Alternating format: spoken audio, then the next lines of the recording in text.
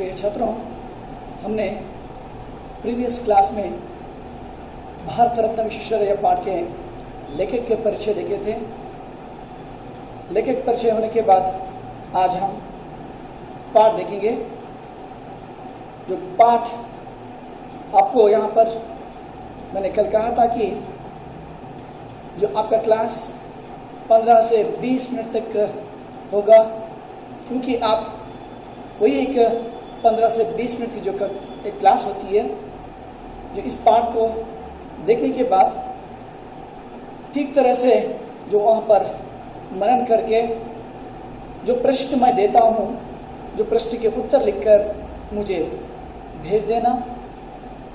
इसलिए मैंने जो कल के क्लास में मैं जो 5 प्रश्न दिया था, जो इस प्रश्न के उत्तर जो अनेक विद्यार्थी मुझे दिए हैं, कुछ ऐसे विद्यार्थी जो अब तक इस प्रश्न के उत्तर नहीं दिए।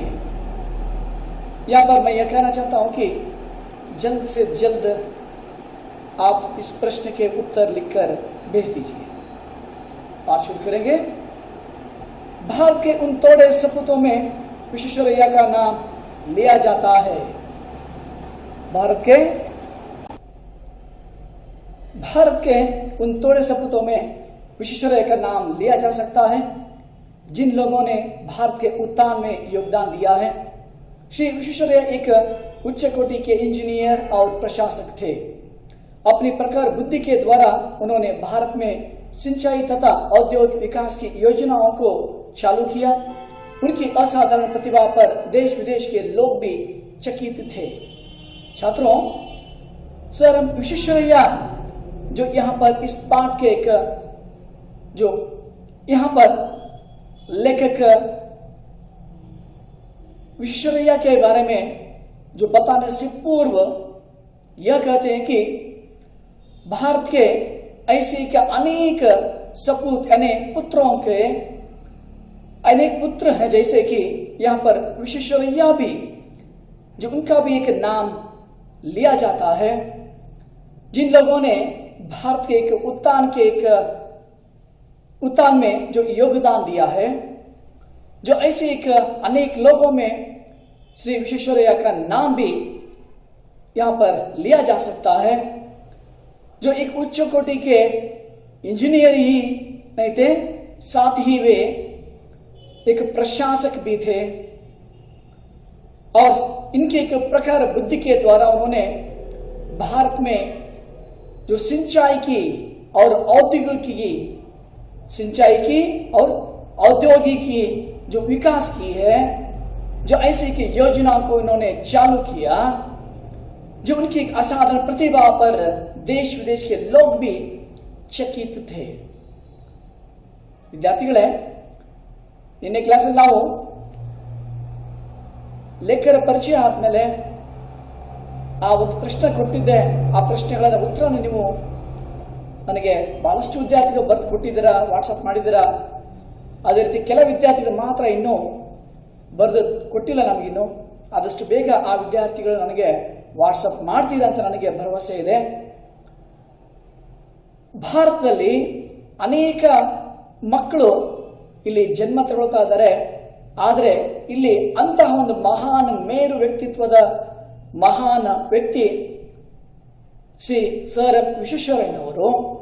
ಇವರು ಕೇವಲ ಉಚ್ಚ ಕೋಟಿಗೆ ಇಂಜಿನಿಯರ್ ಅಂದ್ರೆ ಕೇವಲ ಶ್ರೇಷ್ಠ ಇಂಜಿನಿಯರ್ ಮಾತ್ರ ಆಗಿರದೆ ಅವರೊಬ್ಬ ಪ್ರಶಾಸಕ್ ಅಂದ್ರೆ ಒಬ್ಬ ಆಡಳಿತಗಾರರು ಕೂಡ ಆಗಿದ್ರು ಅಂತ ಕಂಡು ಬರ್ತಾ ಇದೆ. ಅವ್ರಿಗೆ ಈಗ ಪ್ರಕಾರ ಬುದ್ಧಿ, ಇವರ ಒಂದು ಮೇಧಾಶಕ್ತಿ ಇದೆ, ಆ ಒಂದು ಪ್ರಕಾರ ಬುದ್ಧಿ ಇದೆ. ಅದರಿಂದ ಈ ಒಂದು ನೀರಾವರಿಯ ಮತ್ತು ಆ ಒಂದು ಕೈಗಾರಿಕಾ ಈ ಒಂದು ಉದ್ಯಮಗಳನ್ನ ಸ್ಥಾಪನೆ ಮಾಡೋದಾಗಿ ಅನೇಕ ಯೋಜನೆಗಳನ್ನ ಇವರು ಪ್ರಾರಂಭ ಮಾಡ್ತಾರೆ. ಜೊತೆಗೆ ಇವರು ಈ ಕೆಲಸಗಳಿಂದ ದೇಶ ವಿದೇಶಗಳಲ್ಲಿ ಪ್ರಸಿದ್ಧಿಯನ್ನ ಹೊಂದ್ತಾರೆ ಈ ಒಂದು ಕಾರ್ಯಗಳ ಮೇಲೆ. ऐसे महान विश्वेश्वरैया का जन्म मैसूर राज्य के कोलार जिले के अंतर्गत मुद्देनहल्ली नामक एक छोटे से गांव में 15 सितंबर सन 1861 को हुआ था। देखिए, ऐसे एक महान व्यक्ति का जन्म जो उस समय मैसूर राज्य कहलाता था, जो आज के कर्नाटक, उस समय जो मैसूर राज्य के कोलार जिले के अंतर्गत एक छोटा सा गांव मुद्देनहल्ली में इनका जन्म 15 सितंबर 1861 में इनका जन्म हुआ था. ಅಂದ್ರೆ ಇವರು ಒಬ್ಬ ಮಹಾನ್ ಇವತ್ತ ಪ್ರಸಿದ್ಧಿಯನ್ನ ಹೊಂದಿದ ಒಂದು ಮಹಾನ್ ವ್ಯಕ್ತಿ ಸರ್ ವಿಶ್ವೇಶ್ವರಯ್ಯನವರು. ಇವರ ಜನ್ಮ ಆಗಿನ ಮೈಸೂರು ರಾಜ್ಯದ ಕೋಲಾರ ಜಿಲ್ಲೆಯ ಮುದ್ದೇನಹಳ್ಳಿ ಎಂಬ ಒಂದು ಚಿಕ್ಕ ಗ್ರಾಮದಲ್ಲಿ ಇವರ ಜನನ ಆಗ್ತಾ ಇದೆ 15 सितंबर 1861. जो इनका पूरा नाम मोक्षगुंडम था. देखिए, इनका पूर्ण नाम मोक्षगुंडम विश्वेश्वरಯ್ಯ था. ಇವರ पूर्णवाद ಹೆಸರು मोक्षगुंडम विश्वेश्वरಯ್ಯದಾಗಿತ್ತು. विश्वेश्वरಯ್ಯ के माता पिता बहुत ही गरीब थे. उन्हें पढ़ाने लिखाने की शक्ति उनमें नहीं थी. विश्वेश्वरಯ್ಯ जो इनके माता पिता बहुत ही गरीब थे, जो यहाँ पर उन्हें अपने बेटे की यानी सर विश्वेश्वरಯ್ಯ की जो पढ़ाने लिखाने की जो शक्ति उनमें नहीं थी, फिर भी विश्वेश्वरಯ್ಯ के मन में पढ़ने की लगन थी. फिर भी विश्वेश्वरಯ್ಯ को जो अपने इस गरीबी के वातावरण में भी जो वह पढ़ना चाहते थे, जो इस तरह से वह पढ़ाई के लिए इस जो ऐसे के गांव से और शहर की ओर बढ़ने लगे. ಅಂದ್ರೆ ಇವರ ತಂದೆ ತಾಯಿಗಳು ತುಂಬಾ ಬಡವರಾಗಿದ್ರು. ಇವರ ತಂದೆ ತಾಯಿಗಳು ತುಂಬಾ ಬಡವರಾಗಿದ್ದ ಕಾರಣ ಇವರಿಗೆ ಈ ಒಂದು ವಿದ್ಯಾಭ್ಯಾಸ ಮಾಡಿಸ್ಲಿಕ್ಕೆ, ಶೈಕ್ಷಣಿಕ ಅಭ್ಯಾಸ ಮಾಡಿಸ್ಲಿಕ್ಕೆ ಇವರಿಗೆ ಆ ಬಡತನ ಅಡ್ಡಿ ಬರ್ತಾ ಇತ್ತು ಇವರ ತಂದೆ ತಾಯಿಗಳಿಗೆ. ಹಾಗಾಗಿ ಇವರಿಗೆ ಆ ಒಂದು ಒಳ್ಳೆ ಶಿಕ್ಷಣ ಕೊಡಿಸ್ಲಿಕ್ಕೆ ಇವರ ತಂದೆ ತಾಯಿಗಳಿಗೆ ಆಗ್ಲಿಲ್ಲ. ಆದ್ರೆ ಮಗ ಅಂದ್ರೆ ಇಲ್ಲಿ ವಿಶ್ವೇಶ್ವರಯ್ಯನವರು ಆ ಒಂದು ಈ ಶಿಕ್ಷಣವನ್ನ ಅವರು ತಮ್ಮ ಮನಸ್ಸಿನಲ್ಲಿ ನಾನು ಹೇಗಾದ್ರೂ ಮಾಡಿ ಶಿಕ್ಷಣವನ್ನು ಪಡಿಲೇಬೇಕಂತ ಒಂದು ಆಸೆ ಇತ್ತು, ಮಹತ್ವಾಕಾಂಕ್ಷೆ ಇತ್ತು. ಅದನ್ನ ನೋಡ್ಕೊಂಡು ಅವರು ಆ ಒಂದು ಬಡತನ ಈ ಒಂದು ಶೈಕ್ಷಣಿಕ ಅಭ್ಯಾಸಕ್ಕೆ ಅದೇ ತೊಂದರೆ ಬರೋದಿಲ್ಲ ಅಂತ ತಿಳ್ಕೊಂಡು ಅವರು ಈ ಒಂದು ಪ್ರಾಥಮಿಕ ಶಿಕ್ಷಣವನ್ನ ತಮ್ಮ ಊರಿನಲ್ಲಿಯೇ ಮುಗಿಸ್ಕೊಂಡು ಆನಂತರ ಅವರು ಬೆಂಗಳೂರಿಗೆ ಬರ್ತಾರೆ. ಅದಕ್ಕೆ ಹೇಳ್ತಾರೆ ನೋಡಿ ಇಲ್ಲಿ, फिर भी विश्वेश्वरಯ್ಯ के मन में पढ़ने लिखने की लगन थी. वे दिल लगाकर पढ़ते थे. जैसे तैसे गांव में प्रारंभिक शिक्षा समाप्त कर विश्वेश्वरಯ್ಯ हाईस्कूली शिक्षा पाने के लिए बेंगलुरु पहुंचे. देखिए छात्रों, जो इनके एक माता पिता, जो इनके पिता श्रीनिवास शास्त्री जी और माता वेंकट लक्ष्मम्मा, जो दोनों जो अपने एक गरीबी को देखकर अपने बेटे को केवल अपने गांव में ही प्राथमिक शिक्षा दिलाने के बाद विश्वेश्वरಯ್ಯ वह पढ़ने के लिए बेंगलुरु पहुंचे. जो अपने एक प्राथमिक शिक्षा अपने गांव में समाप्त करने के बाद वे बेंगलुरु पहुंचे. जो वहां पर वे अनेक कष्टों को सहकर पढ़ाई करने लगे. ಅಂದ್ರೆ ಇವರ ತಂದೆ ತಾಯಿಗಳು ಅಂದ್ರೆ ಶ್ರೀನಿವಾಸ ಶಾಸ್ತ್ರಿ ಜೊತೆಗೆ ಅವರ ತಾಯಿಯಾದ ಈ ವೆಂಕಟ ಲಕ್ಷ್ಮಮ್ಮನವರ ಒಂದು ಈ ಬಡತನದ ಕಾರಣ ಅವರ ಮಗನಿಗೆ ಕೇವಲ ಪ್ರಾಥಮಿಕ ಶಿಕ್ಷಣವನ್ನ ಆ ಒಂದು ಮುದ್ದೇನಹಳ್ಳಿಯಲ್ಲಿ ಮಾತ್ರ ಕೊಡಿಸಲಾಯಿತು. ಆ ನಂತರ ಇವರೇನು ಓದುವ ಒಂದು ಹಂಬಲ ಇತ್ತು, ಅದನ್ನ ತಡಿಲಿಕ್ಕೆ ಯಾರಿಗೂ ಕೂಡ ಸಾಧ್ಯ ಆಗಲಿಲ್ಲ. ಅವರ ತಂದೆ ತಾಯಿಗಳು ಓದಿಸ್ಲಿಕ್ಕೆ ಅವರು ಈ ಒಂದು ಬಡತನ ಅಡ್ಡಿ ಆಗ್ತಿತ್ತು ಅಂತ ಹೇಳಿದ್ರು ಕೂಡ ಇವರು ಓದನ್ನ ಬಿಡಲಿಲ್ಲ. ಓದಕ್ಕೋಸ್ಕರ ಅವರು ಬೆಂಗಳೂರಿಗೆ ಹೋಗ್ತಾರೆ. ಬೆಂಗಳೂರಿಗೆ ಹೋಗಿ ಆ ಒಂದು ಶೈಕ್ಷಣಿಕ ಅಭ್ಯಾಸವನ್ನ ಅವರು ಮಾಡ್ತಾರೆ. ತುಂಬಾ ಕಷ್ಟವನ್ನ ಸಹಿಸಿಕೊಂಡು ಅವರು ಅಭ್ಯಾಸವನ್ನ ಮಾಡ್ತಾ ಇದ್ದಾರೆ. बेंगलुरु में खर्चा चलाना मुश्किल था, इसलिए विश्वेश्वरಯ್ಯ अपने किसी एक रिश्तेदार के घर ठहर गए. ट्यूशन करके अपने दिन काटने लगे. देखिए छात्रों, बेंगलुरु में खर्चा चलाना बहुत मुश्किल था. देखिए उस समय जो 100 साल से पहले उस समय भी जो कर्नाटक के जो बेंगलुरु में जो वहां पर खर्चा चलाना बहुत मुश्किल था उस समय. इसी वजह से विश्वेश्वरಯ್ಯ ने अपने पढ़ाई पूर्ण करने के लिए वे ट्यूशन करते थे. उस समय जो ट्यूशन करके अपने दिन काटने लगे थे. ಇವರ ಆ ದಿನಗಳಲ್ಲಿ ಇವರು ಈ ಪ್ರಾಥಮಿಕ ಶಿಕ್ಷಣವನ್ನ ತಮ್ಮ ಊರಿನಲ್ಲಿ ಮುಗಿಸ್ಕೊಂಡು ಬೆಂಗಳೂರಿಗೆ ಬರ್ತಾರೆ.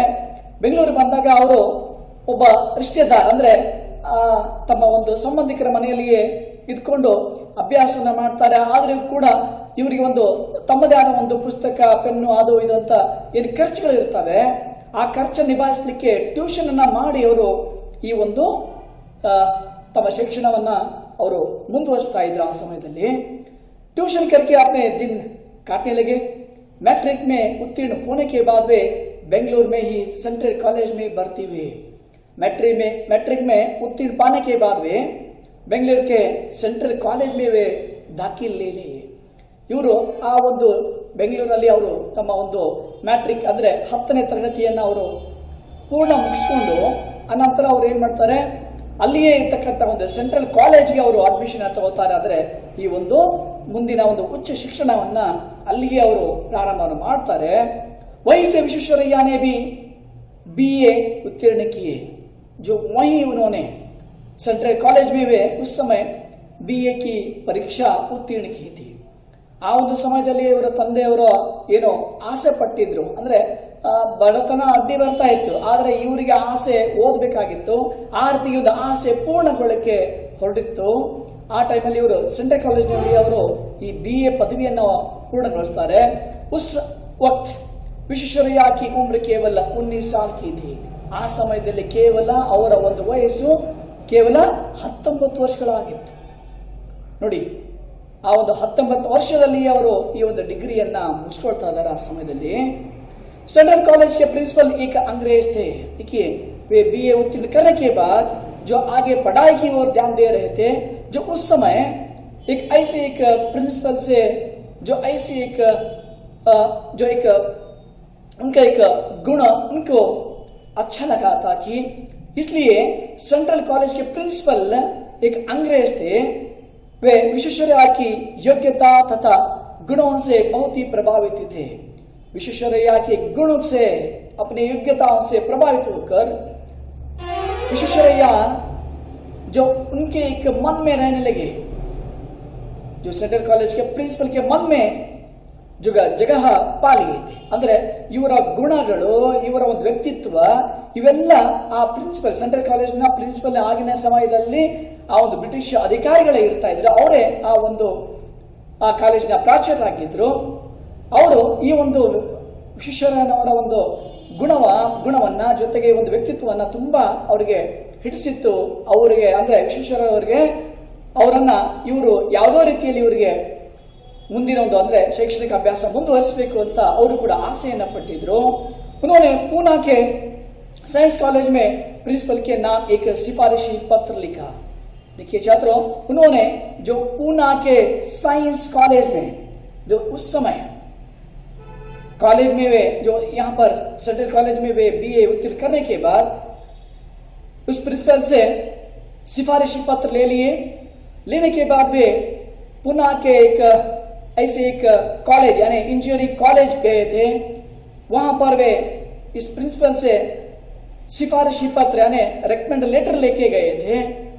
वहां पर भी वे ऐसे एक पढ़ाई करने लगे थे. जो उस पत्र में विश्वेश्वरैया की बड़ी तारीफ थी. जो उस समय जो इस विश्वेश्वरैया की बड़ी तारीफ थी उस रेकमेंड लेटर में, सिफारिशी पत्र में, वहां के प्रिंसिपल ने विश्वेश्वरैया को अपने कॉलेज में भर्ती कर लिया.